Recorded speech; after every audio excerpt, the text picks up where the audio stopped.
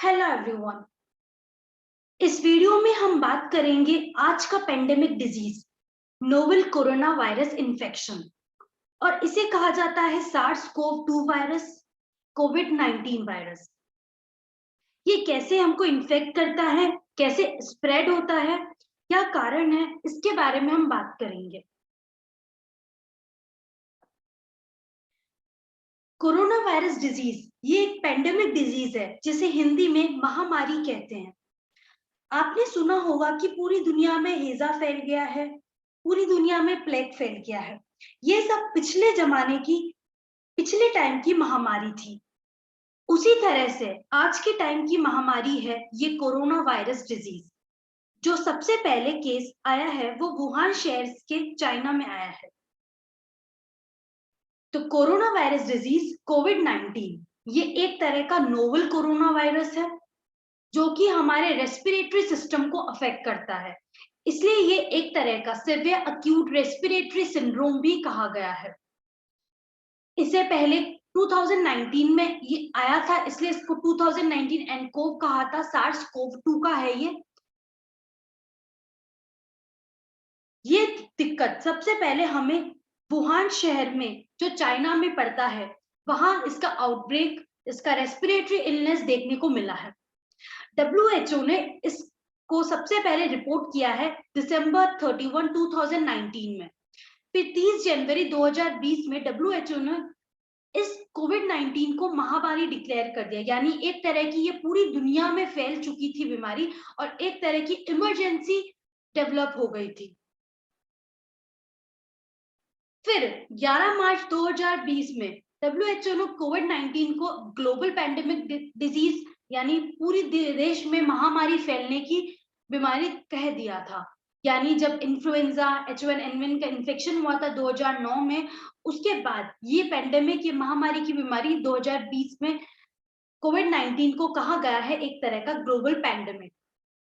अब ये corona virus जो है ये एक तरह का क्राउन शेप का है, इसलिए कोरोना का मतलब होता है क्राउन यानी ताज। तो जब हमने पता किया इसके बारे में तो ये एक तरह का गोल वायरस है जिसमें बहुत सारे स्पाइक्स है प्रोटीन्स के, जिसे पैप्लोमर्स कहते हैं, जो सेंटर से लेके बाहर की तरफ निकलते हैं। इसे स्पाइक्स कहते हैं। ये एक तरह का प्रोटीन है पैप्लोमर्स, जो कि इन्फेक्ट करता है होस्ट को। इसलिए पहले इसे सार्स कहा था, क्योंकि ये बीमारी पहले सार्स थी जब 2000 में हुई थी, 2000 में हुई थी। तो अब ये एक तरह का ये इन्फेक्शन वापस आया है, इसलिए इसे कोविड-19 कोरोना वायरस सार्स कोव 2 कहा गया है। जैसे आप डायग्राम में देख सकते हैं, ये गोल पूरा राउंड शेप का है और उसके बाद इसके बीच में से बाहर की तरफ स्पाइक्स निकल रखे हैं जो कि प्रोटीन है पैप्लोमर्स। तो इस तरह से ये वायरस दिखता है। अब ये कोरोना वायरस कैसे इन्फेक्ट करता है, कैसे स्प्रेड होता है, किस कारणों की वजह से हुआ है, इसके बारे में हम बात करते हैं। तो जब वुहान शहर के चाइना में जब लोग वहां गए थे घूमने, कुछ बिजनेस के अकॉर्डिंग, कुछ एजुकेशन पर्पस, कुछ घूमने के हिसाब से, फिर जब वो एक मुल्क से दूसरे मुल्क में आए, दूसरे से तीसरे मुल्क में आए, तो ये इन्फेक्शन क्या है पूरी दुनिया में फैलता गया। और ये बीमारी फैलती कैसे है? ये बीमारी क्लोज कांटेक्ट से फैलती है, सांस के जरिए फैलती है, एक तरह की रेस्पिरेटरी डिजीज है।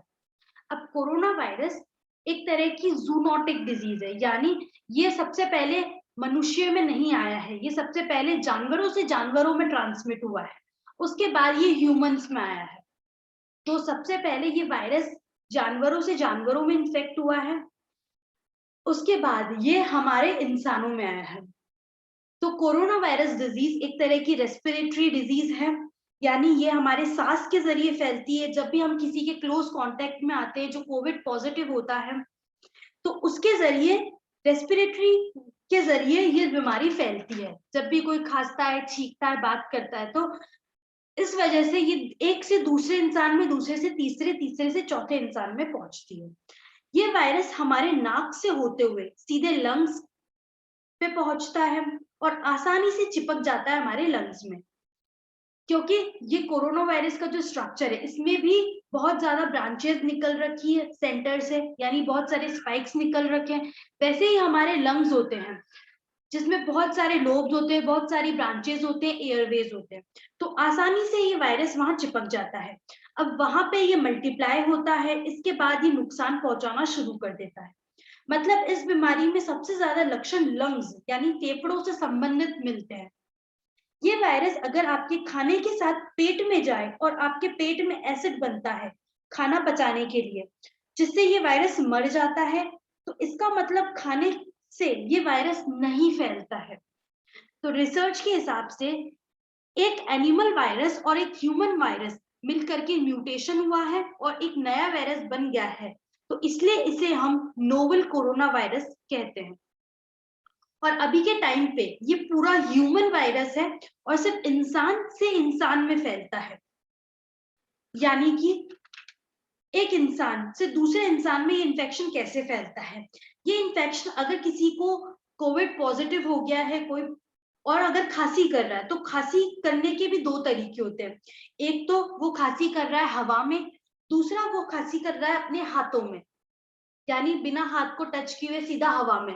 तो जब जो पॉजिटिव इंसान होता है कोविड पॉजिटिव, जब वो खांसी करता है, तो अगर उसके 1 से 1.5 गज के बीच में, यानी 1 से 1.5 मीटर के बीच में अगर कोई इंसान होता है उसके आसपास, तो वो ड्रॉपलेट्स जो मुंह से निकले हैं वो उस दूसरे इंसान में चले जाते हैं और उसको भी कोविड की दिक्कत आ जाती है।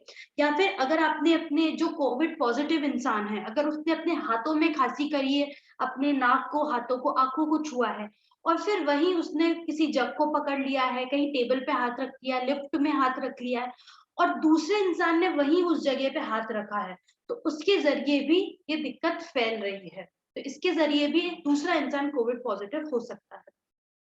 यानी सांस के जरिए जब हवा में हम खांसी करते हैं तो उसके ड्रॉपलेट्स दूसरे इंसान के लंग्स में चले जाते हैं, फेफड़ों में चले जाते हैं और फेफड़ों की दिक्कत होनी शुरू हो जाती है। और अगर हम हाथ में, नाक में अपने हाथ लगाते हैं, हाथों में खांसी करते हैं, छींकते हैं और हम दूसरी जगह हाथ रखते हैं और वहीं कहीं दूसरे इंसान ने उस जगह पे उस ऑब्जेक्ट को छुआ है, उस जगह पे हाथ रखा, तो उसके अंदर वो वायरस पास हो जाते हैं और ये दिक्कत एक से दूसरे से तीसरे से चौथे से पांचवें इंसान में पूरी दुनिया में फैल गया है। तो सार्स कोव 2 एयरबोर्न ट्रांसमिशन यानी हवा में भी फैलता है, क्योंकि जब हम हवा में खांसी करते हैं तो उसके कुछ इन्फेक्शस पार्टिकल्स, कुछ ड्रॉपलेट्स हवा में रहते हैं जो कि कुछ मिनट से लेके घंटों तक रहते हैं। और अगर उसी जगह पे उस दौरान वो कोई दूसरा इंसान वहां आया है तो उसको भी सांस के जरिए, यानी उस ड्रॉपलेट से या फिर कोई इन्फेक्शन पार्टिकल से उसको भी दिक्कत हो सकती है। तो सार्स कोव 2 यानी कोविड 2 रेस्पिरेटरी ड्रॉपलेट से फैलता है, या हम किसी चीज को छूते हैं, कोई कोविड पॉजिटिव इंसान ने उस जगह को छुआ है तब भी हो सकता है। तो इन कारण की वजह से ये एक इंसान से दूसरे इंसान में, तीसरे इंसान में, पूरे विश्व में फैल गया है। तो रिसर्चर्स के हिसाब से ये देखा गया है कि वायरस, जो कोविड 19 वायरस है, वो एक जानवर से दूसरे जानवर में आया है पहले, यानी कि पहले वुहान सिटी के ओपन मार्केट में, ओपन फूड मार्केट में ये दिक्कत देखी गई है, यानी वहीं से ये दिक्कत शुरू हुई है, वहीं से ट्रांसमिशन हुआ है। तो वहां पर उस एरिया में, वहां पर बहुत सारे सी फूड्स है, बहुत सारे जानवर है, जैसे मछलियां है, बहुत सारे सी फूड्स है, सी एनिमल्स है बहुत सारे। तो क्या होता है जब एक जानवर से दूसरे जानवर में फैला, मतलब शुरुआत बैट से हुई, बैट से वो दूसरे जानवर यानी सांप में, पैंगोलिन्स में या मछलियों में फैला, फिर जब ये मछलियां, ये जानवर जब इंसानों के कांटेक्ट में आए तो उनसे इंसानों में आ गया। तो इसलिए पहले ये तो एक तरह का जूनोटिक वायरस था और अब ये एक तरह का ह्यूमन वायरस बन चुका है। मतलब पहले ये इन जानवरों से जानवरों में ही जाता था, यानी बैट से, चमगादड़ों से सांप में आया, सांप से कई जानवरों में आया, फिर जानवरों के जरिए ये हमारे इंसानों में आया है। फिर अब ये स्थिति में है कि कोविड 19 वायरस एक तरह का ह्यूमन वायरस है, यानी ये इंसानों से इंसानों में ही फैल रहा है, इंसानों से जानवरों में या जानवरों से इंसानों में अब ये नहीं फैल रहा है।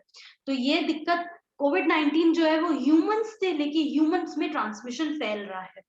तो ये हमने बात करी थी नोवेल कोरोना वायरस कोविड-19 के बारे में।